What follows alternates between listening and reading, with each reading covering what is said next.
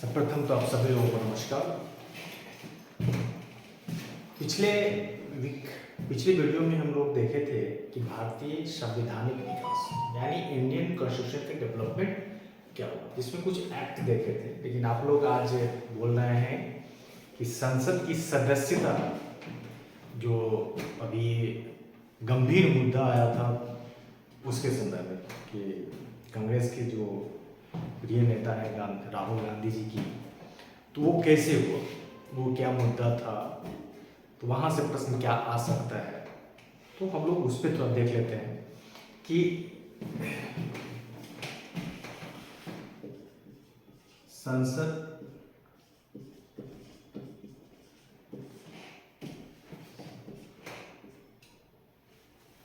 या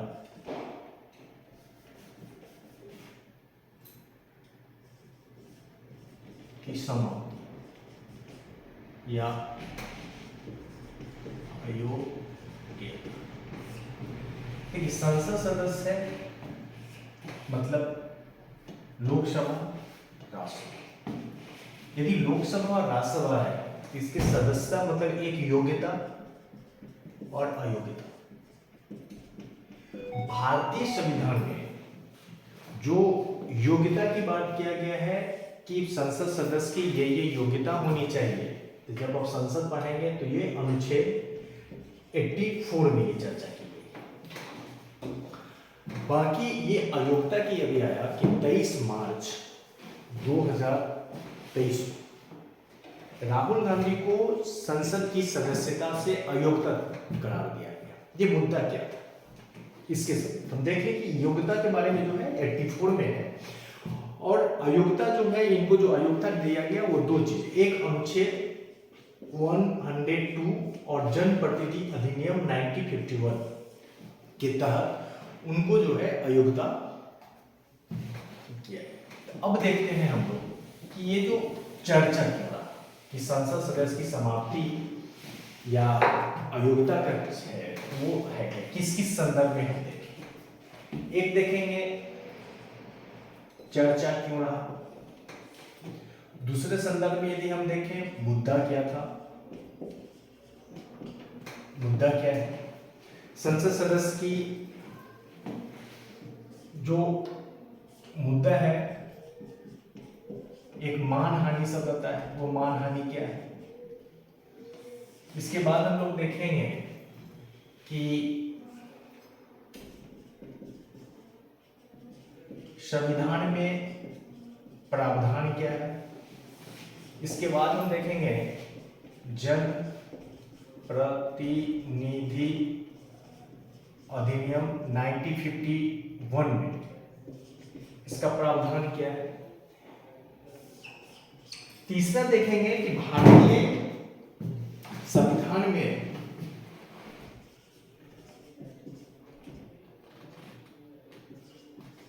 अयोग्यता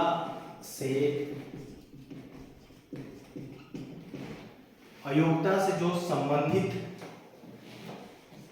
प्रश्न है, यानी जो अयोग्यता कौन कर सकता है, कौन किसका डिसीजन होगा, तो लास्ट में हम देखते हैं अयोग्यता से संबंधित जो प्रश्न है उसका विनिश्चय कौन करेगा, उसका विनिश्चय कौन करेगा।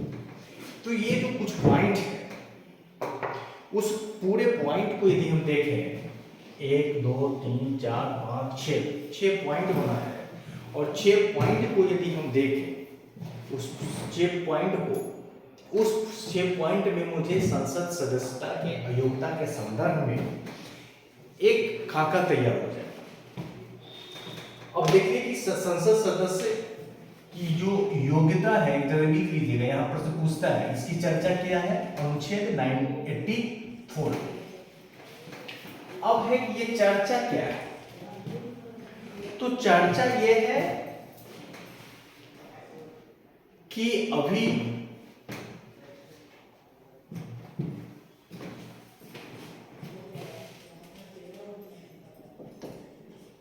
राहुल गांधी जी को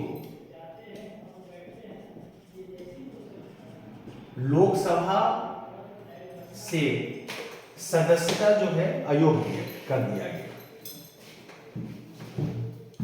ये इसलिए हुआ कि सूरत के सेशन कोर्ट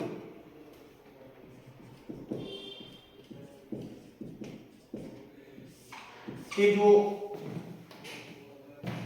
एच वर्मा जी हैं,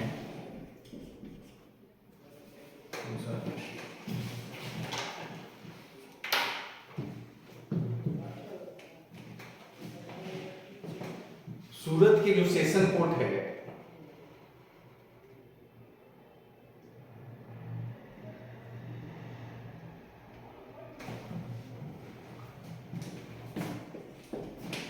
के जो मजिस्ट्रेट हैं, सेशन मजिस्ट्रेट हैं एच वर्मा, उन्हीं के सेशन के मजिस्ट्रेट के में उन्होंने बताया कि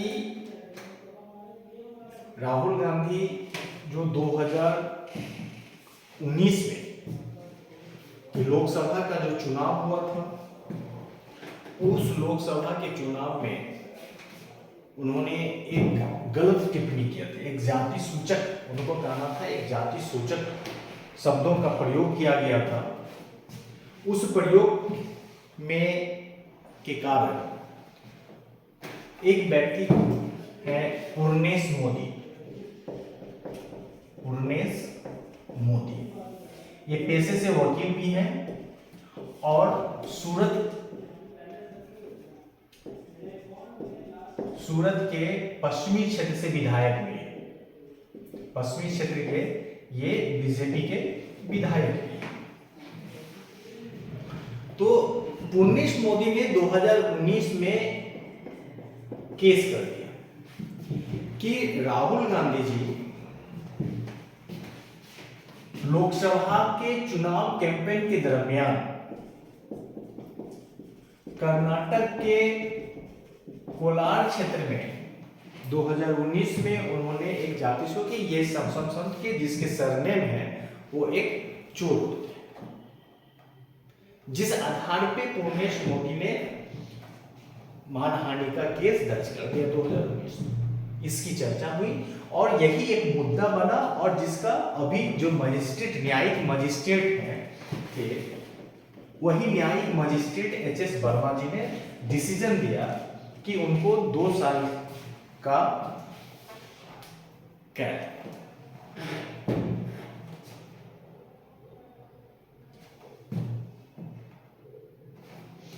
तो 2 साल की कैद की सजा सुना है, लेकिन 2 साल की कैद के बाद जो सुना है जिसके कारण 15,000 रुपये का मुश्किलों पे जो है एक बॉन्ड होता है, उस बॉन्ड पे उनको जमानत राशि पे उनको जमानत दी गई सेम डे।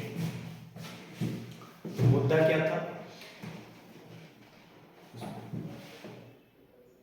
चर्चा ये रहा कि सूरत के एक सेशन कोर्ट जो न्यायिक मजिस्ट्रेट हैं एच वर्मा जी, उन्होंने राहुल गांधी को दोषी ठहराया और 2 साल का उन्होंने सजा सुनाई। मुद्दा ये था कि 2019 के लोकसभा चुनाव में कर्नाटक के कोलार से जब उन्होंने लोकसभा का रैली कर रहे थे, तो उस रैली के दौरान उन्होंने एक जाति सूचक टिप्पणी की, जिस टिप्पणी के कारण जो है पूर्णेश मोदी जो सूरत के पश्चिमी के विधायक हैं, पेशे से वकील भी हैं, उन्होंने मानहानि का केस कर दिया। तो ये मुद्दा, अब ये 2 चीज समझ गए। अब देखिए मानहानि क्या है। देखिए हमारे संविधान में मौलिक अधिकार है, हमारे संविधान में मौलिक अधिकार की चर्चा है। हम कह सकते हैं कि मुझे बोलने और अभिव्यक्ति की स्वतंत्रता है, बहुत अच्छी बात, आप बोलिए, रहिए, घूमिए फिरिए, लेकिन आपकी स्वतंत्रता वहीं तक है जहां तक दूसरे की स्वतंत्रता हनन न हो।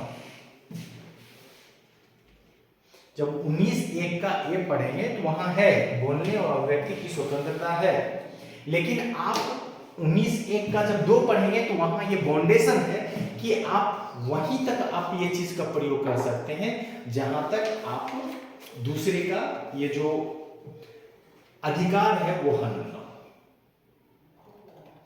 तो ये जो मानहानि है, ये यदि हम देखें, ये जो मानहानि हो, ये 2 चीज में देखते हैं। एक मानहानि को देखते हैं। देखिए ये मानहानि की चर्चा जब आप रोमन कानून को देखते हैं और एक जर्मन कानून को भी यदि आप पढ़ते हैं, ये दो भी चर्चा है, जर्मन कानून में भी या रोमन कानून में भी चर्चा है। यदि रोमन कानून की बात करें तो इस तरह की मानहानि के लिए मृत्यु दंड तक की भी प्रावधान है वहां। यहाँ तो सिर्फ भारत में कारावास या दांडिक कुछ दंड देके आपको दिया जाएगा, लेकिन जब यदि अब रोमन कानून की बात करते हैं तो वहां मृत्यु दंड की भी चर्चा है, समझ लो। तो भारत में जो मानहानि की चर्चा है, तो मानहानि दो रूप में, एक क्या है, एक आपराधिक में भी है और दूसरा है सिविल रूप से। एक सिविल भी होगा, एक अपराध भी होगा। तो एक सिविल है और एक अपराध है। अब दोनों में है क्या डिफरेंस, क्या है? देखिए सिविल में क्या है, यदि किसी व्यक्ति के झूठे बयान या सांकेतिक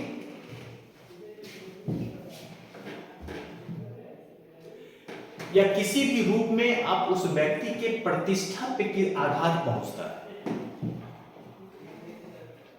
आपके बोलने से, सांकेतिक से, कुछ भी आप यदि बोल रहे हैं, यदि उनकी प्रतिष्ठा पे आघात पहुंचता है, तो इसका मतलब हुआ कि आप कहीं ना कहीं उसके प्रतिष्ठा को आप जानबूझकर इरादा आपकी ठेस पहुंचा रहे हैं, तो ये आपका सिविल हो गया।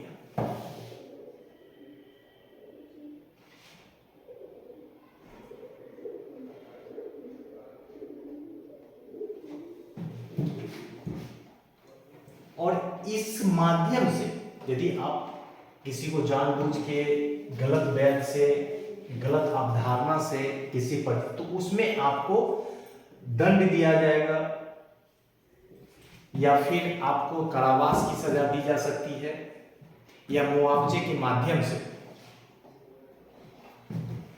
या आपको कृत सुधार, या तो मुआवजा या कृत सुधार के माध्यम से आपको दिया। लेकिन जब वहीं पे अपराधी यदि हो गया तो उसको दंडित किया जाता है। अब इसके लिए आईपीसी धारा है, इंडियन पेनल कोड, भारतीय संहिता जो है उसमें दो आईपीसी धारा का बात किया गया, 499 और 500। आईपीसी 499 और एक आईपीसी 500।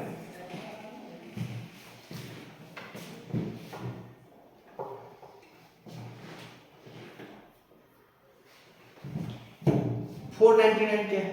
499 है कि यदि कोई व्यक्ति बोलकर, इशारे में, संकेत में किसी के बारे में यदि बोलता है तो वह मानहानि माना जाएगा। यदि कोई व्यक्ति बोलकर, इस इशारे में, संकेत में, तस्वीरों में, यानी किसी भी रूप में यदि किसी व्यक्ति को प्रतिष्ठा पर आंचल लगाता है तो वो मानहानि माना जाएगा। अब ये कहेंगे, यहां पे एक प्रश्न उठता है कि यदि मान लीजिए कि कोई व्यक्ति है, एक्स नाम का कोई व्यक्ति है, यदि हम ये बोलें और इसके बारे में यदि हम ये कहें कि एक्स नाम का व्यक्ति चोर है या आतंकवादी है, उससे बच के रहे, तो क्या उस आधार पे भी मुझे इस एक्ट आईपीसी के द्वारा दंडित किया जाएगा? नहीं, क्योंकि आप ये व्यक्ति यदि चोर है और ये आतंकवादी है और इस बारे में आप कर रहे हैं तो सचेत करना है, तो यह कहीं न कहीं जन कल्याण की बात आती है, क्योंकि आप समाज को, उस क्षेत्र को, आप सोसाइटी को जागरूक कर रहे हैं कि ये व्यक्ति जो है, ये चरित्र है इसका, आप इससे बच के रहें।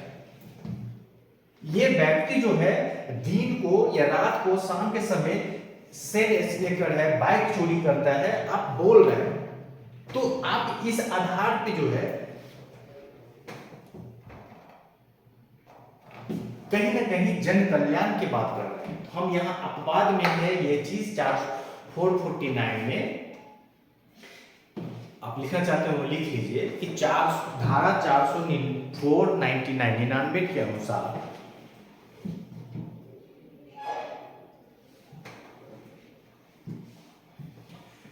कि किसी व्यक्ति पे यदि सत्य बात पर लांछन या प्रकाशित किया जाता है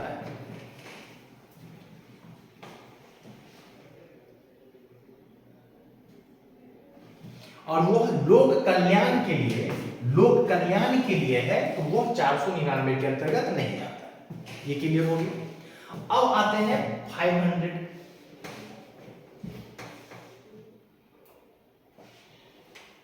ये 500 में है कि यदि किसी को साधारण कारावास होगा 2 साल का,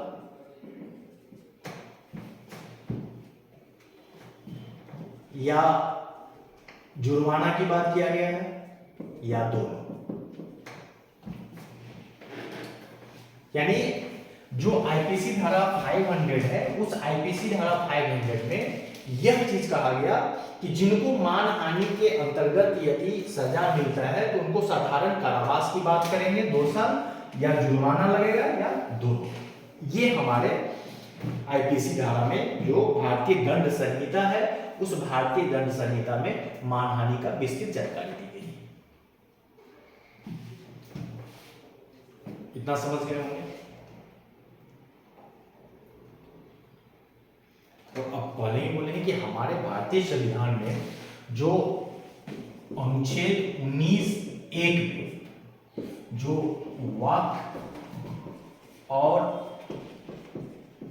अभिव्यक्ति की स्वतंत्रता है, लेकिन वहीं तक है जहां तक दूसरे के अधिकार का हनन हो। ये याद रखिए। ये भी समझ गए। अब हमारे जो संविधान में प्रावधान जनप्रतिनिधि अधिनियम क्या बोलता है। ये पहला मुद्दा नहीं है कि पहली बार ऐसा सजा दिया गया है। आपको याद होगा कि राज्यसभा के एक अच्छे सांसद थे रशीद मसूद थे, उनपे भी यह अयोग्यता की गई। आपको याद होगा कि प्रिय नेता जो राजेडी के अध्यक्ष थे हैं श्री लालू प्रसाद यादव, उनको भी 2023 में सजा होने के बाद सदस्यता खत्म कर दी गई थी। तो ये पहली बार मुद्दा नहीं है। नेक्स्ट यदि हम बात करें तो एक संविधान प्रावधान हो गया। अब जनप्रतिनिधि में जो अधिनियम है 1952 में, उसमें चर्चा किया है। तो इसमें जो है धारा 8 बोलता है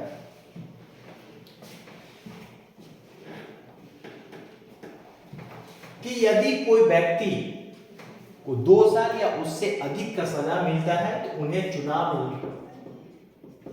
चुनाव लड़ने से क्या होता है, रोकता है, पार्टी। लेकिन ये तब होगा जब उसका फाइनल डिसीजन आएगा तब। लेकिन यदि कोई व्यक्ति का मुद्दा अभी न्यायालय में चल ही रहा है, मुकदमा में अभी उस पर चल रहा है, तो फिर ये ऐसा प्रावधान इस पर लागू, उसे रोका नहीं जा सकता है। मतलब ऐसे व्यक्ति जिन पर केवल मुकदमा चल रहा है, वे चुनाव लड़ने के लिए स्वतंत्र होंगे, चाहे उनपे कितना भी गंभीर आरोप क्यों हो। ये क्लियर होना चाहिए। अब इस अधिनियम के 8(2) में 8(1) और धारा 8(2) यानी जनप्रतिनिधि अधिनियम 8(1) और 8(2) क्या होता है।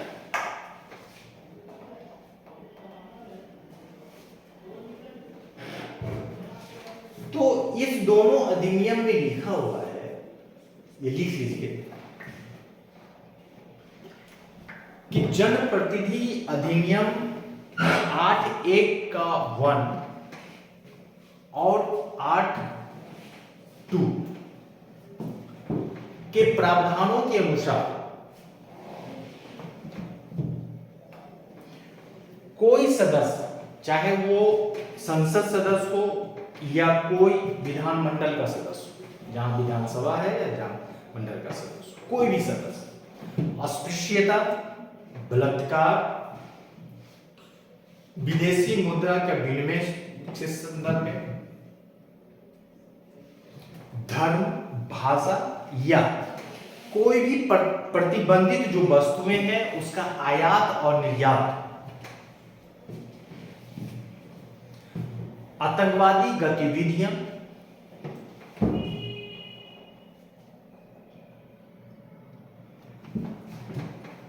इस तरह की किसी भी यदि गतिविधि में यदि वो शामिल होता है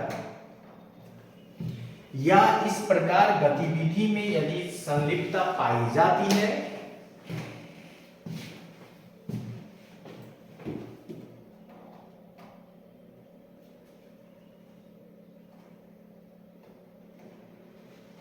उसे अयोग्य माना जाएगा और 6 वर्षों तक उन्हें अयोग्य समझा जाएगा। समझिए, यदि कोई व्यक्ति है जो सदस्य है, जो लोकसभा राज्यसभा का सदस्य है या विधानसभा का सदस्य है, यदि वह फेमा के द्वारा या विदेशी वस्तुओं जिसे प्रतिबंधित है भारत सरकार द्वारा उसका आयात किया जा रहा है, अस्पृश्यता पे कुछ बोल रहा है, भाषा धर्म पे कुछ बोला जा रहा है या किसी गलत में संलिप्त है और संवैधानिक है, तो उन सभी चीजों में यदि उन गंभीर रूप से हैं तो उन्हें 6 साल के लिए अयोग्य समझा जाता है। ये समझ गए? क्लियर हो गया? अब हम आते हैं कि 8(3) क्या है। अभी जनप्रतिनिधि में चल रहे थे, एक दोनों हो गया, 8(3) क्या है? 8(3) में भी आप लिख सकते हैं,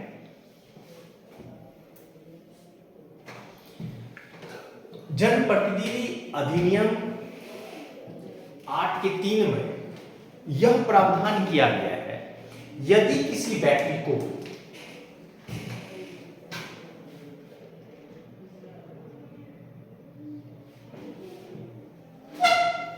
दो साल या 2 साल से अधिक की सजा सुनाई जाती है,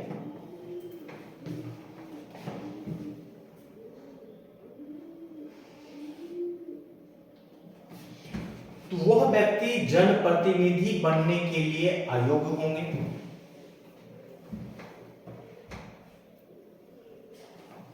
साथ ही 6 वर्षों तक वो चुनाव नहीं लड़ पाएंगे। एक तो अयोग्य ठहरा दिया गया और साथ ही यहां पे यह भी प्रावधान कर दिया गया कि वह 6 वर्षों तक चुनाव भी नहीं लड़ेंगे।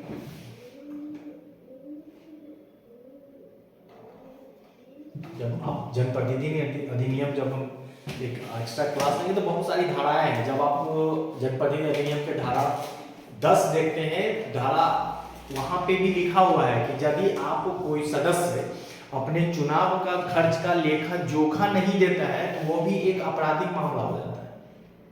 यदि कोई भ्रष्टाचार पाया जाता है तो वो भी एक आपराधिक मामला होता है।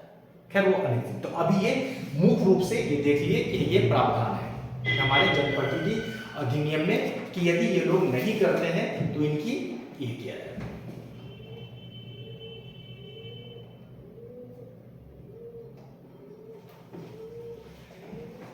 एक और चीज इंपॉर्टेंट है, लिख लीजिए, जनप्रतिनिधि अधिनियम के 8(4) में यह प्रावधान किया गया कि यदि कोई व्यक्ति को दोष सिद्धि कर दी जाती है तो जिस दिन दोष सिद्धि होता है उस दिन से 3 माह तक, यानी 3 माह बीत जाएगा, इसके बाद उनकी जो अयोग्यता है या जो डिसीजन है वो प्रभावी होगा 3 माह। तो आप कह सकते हैं कि जनप्रतिनिधि अधिनियम 8(4) के अनुसार लिख लीजिए, दोष सिद्धि के तारीख से अयोग्यता केवल 3 महीने बीत जाने के बाद ही प्रभावी होगा। हाँ, 3 महीने बीत जाने के बाद ही प्रभावी होगा।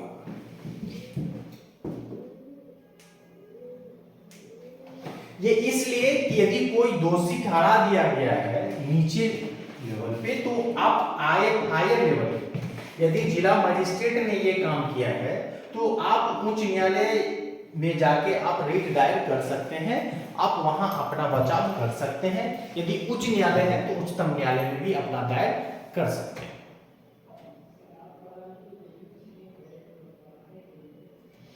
अब यहां पे एक चीज तो है, अब आया एक कंडीशन। एक कंडीशन क्या आया, लिख लिए होंगे तो इसको मिटाएं।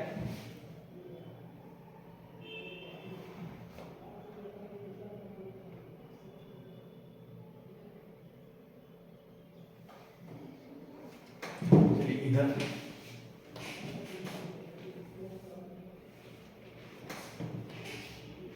इधर से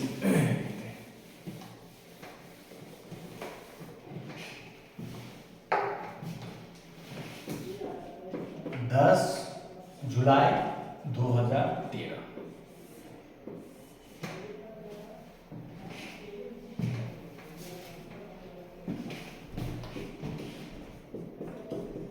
लिली थॉमस बनाम भारत संघ।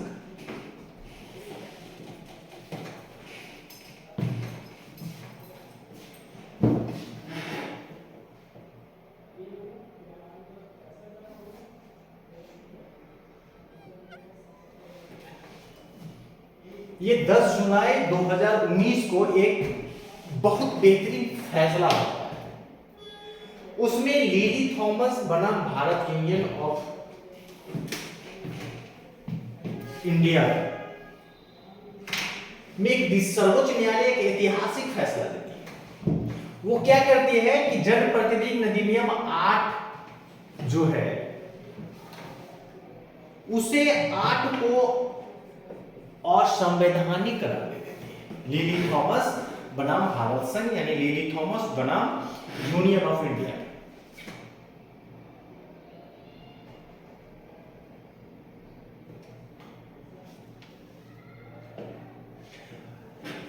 और सर्वोच्च न्यायालय कहती है लिली थॉमस बनाम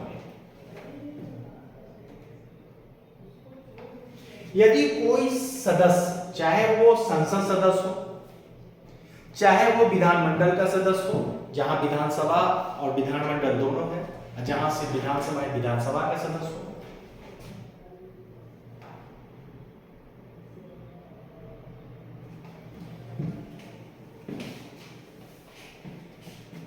तो वो सदस्य यदि दोषी ठहराया जाता है तो जिस दिन यदि उनको दोषी सिद्ध हो जाते हैं उस दिन से ही तत्काल प्रभाव से ही यदि 2 साल एंड 2 साल एवं कारावास की सजा सुना दी जाती है तो उनको तत्काल प्रभाव से ही सदस्यता खत्म कर दी जाती है।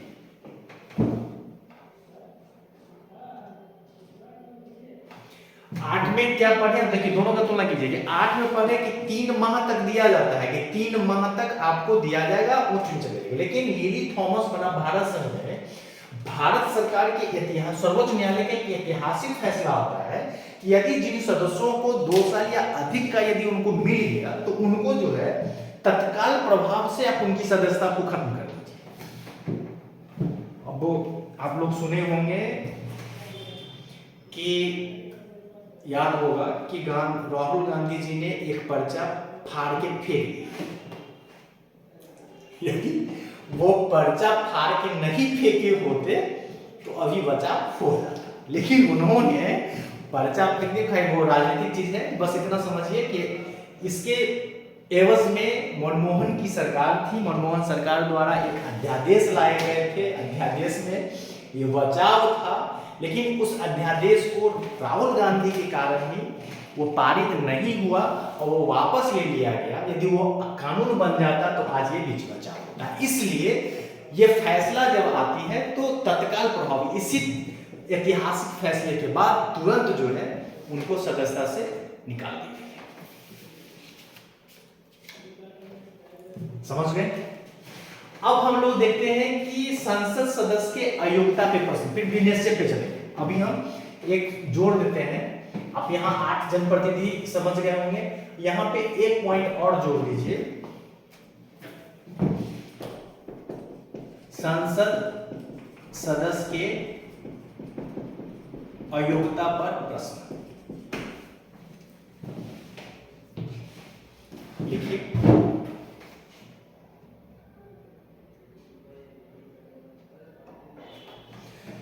ये जो संसद सदस्य के अयोग्यता पे प्रश्न है, भारतीय संविधान में 3 जगह यदि देखें तो 3 जगह इसकी चर्चा है। एक अनुच्छेद 101 में देख लें, 102 में देख लें। एक देखते हैं दल बदल 10वीं अनुसूची में, और एक देखते हैं जनप्रतिनिधि अधिनियम 1951 में। ये 3 जगह हम मोटा मोटी संसद के सदस्य के अयोग्यता के बारे में पढ़ते हैं। 102 में जब हम देखते हैं, या 102 भी कर सकते हैं, 191 में भी कर सकते हैं। यदि हम यहाँ पढ़ते हैं तो 2 चीज, यदि कोई व्यक्ति दिवालिया हो जाता है, पागलपन हो जाता है, लाभ का पद धारण करता है, वैध या किसी और देश की नागरिकता ले लेता है नागरिक, तो वो सब हम यहाँ देखते हैं कि उसकी सदस्यता रद्द हो जाती है। दल बदल यदि करता है तो 10वीं में सूची में दल बदल की बात करता है तो वहां पे अयोग्यता होती है। जनप्रतिनिधि का चर्चा हम किए हैं वहां, ये 3 लोग हैं।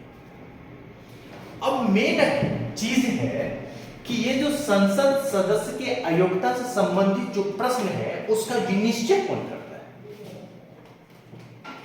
Last point.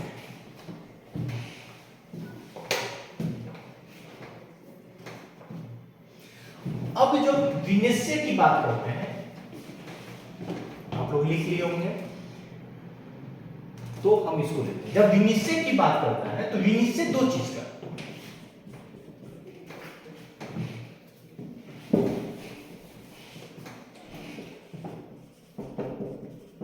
अयोग्यता से संबंधित प्रश्न का विनिश्चय।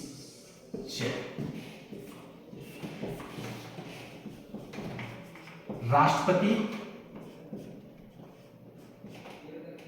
प्रेसिडेंट, और दूसरा हम रखते हैं लोकसभा या राज्यसभा का अध्यक्ष।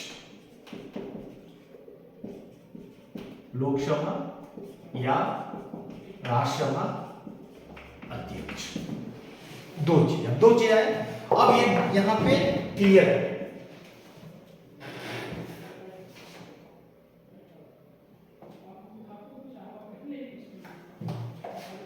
यदि संसद के सदस्यों को अयोग्यता से संबंधित प्रश्न का विनिश्चय करता है तो उसका निर्णय राष्ट्रपति लेंगे।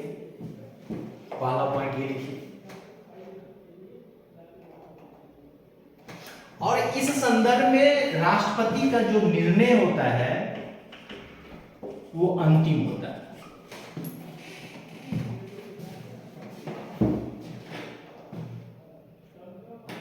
और इस निर्णय के विरुद्ध आप किसी न्यायालय में जो है दायर नहीं कर सकते। पहला क्लियर। और राष्ट्रपति जो है यह निर्णय भारत के जो मुख्य निर्वाचन आयुक्त होते हैं, यानी चुनाव आयोग के निर्णय के साथ वो अपना निर्णय देते हैं। ये कंप्लीट हो गया कि जो अयोग्यता से संबंधित निर्णय है वो राष्ट्रपति करते हैं। इनका जो निर्णय लेते हैं वो चुनाव आयोग के राय के अनुसार लेते हैं और इनके निर्णय अंतिम होता है और यह निर्णय किसी भी न्यायालय में दाखिल नहीं होता है इनके विरुद्ध। लेकिन जब अब कहिएगा ये निर्णय कौन करते हैं, तो यहां आता है दल बदल। दल बदल जब संसद के सदस्य दल बदल करते हैं, जब संसद के सदस्य दल बदल करते हैं, यदि वो लोकसभा में है तो लोकसभा के अध्यक्ष द्वारा होगा, यदि वो राज्यसभा का है तो राज्यसभा के सभापति के द्वारा होगा। यानी जैसा स्थिति हो उस स्थिति के अनुसार उनकी अयोग्यता जो है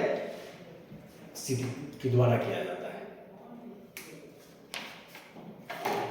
तो मोटा मोटी जो है संसद सदस्य के अयोग्यता पे प्रश्न। अब यहां आता है कि यहां से प्रश्न ऑब्जेक्टिव कैसे पूछे जाएंगे। तो ऑब्जेक्टिव कैसे पूछे जाएंगे, पहला चीज कि संसद सदस्य की योग्यता भारतीय संविधान में किस अनुच्छेद में है, 84।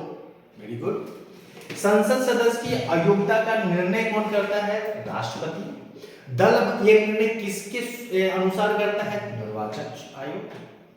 यह यदि दल बदल के आधार पर यदि किसी संसद सदस्य को अयोग्यता करता है, कौन करता है, लोकसभा का सदस्य है तो लोकसभा अध्यक्ष, यदि राज्यसभा का सदस्य है राज्यसभा का सदस्य सभापति। अब यहां से आता है कि लिली थॉमस बनाम भारत संघ 2023-13 किससे संबंधित है, संसद सदस्य अयोग्यता से। जनप्रतिनिधि अधिनियम कब बना, 1951 में। ये चीजें हैं। और यदि आप यूपीएससी हो या स्टेट पीसीएस हो, वहां यदि आप मेंस की तैयारी करते हैं तो ये पूरे खाके यदि आपके तैयार हो जाते हैं तो आप मेंस में भी आप ये पूरे पॉइंट को लिखते हैं तो आप बेहतर मार्क्स पाएंगे। क्योंकि करंट का मुद्दा है, आने वाले समय में यहाँ से प्रश्न बनते हैं और पूछे जाएंगे। तो आज ये टॉपिक रहा। और क्योंकि आप लोग करें कि ये संसद सदस्य की अयोग्यता पे सर करंट मुद्दा है, समझ नहीं पा रहे हैं, तो आज इस पे हो गया। बाकी जो पहले का जो क्लास था वो तो ज्योग्राफी का लिए ही है, तो मुझे भी अब नेक्स्ट क्लास में देखते हैं तो फिर आगे की चर्चा करेंगे। धन्यवाद।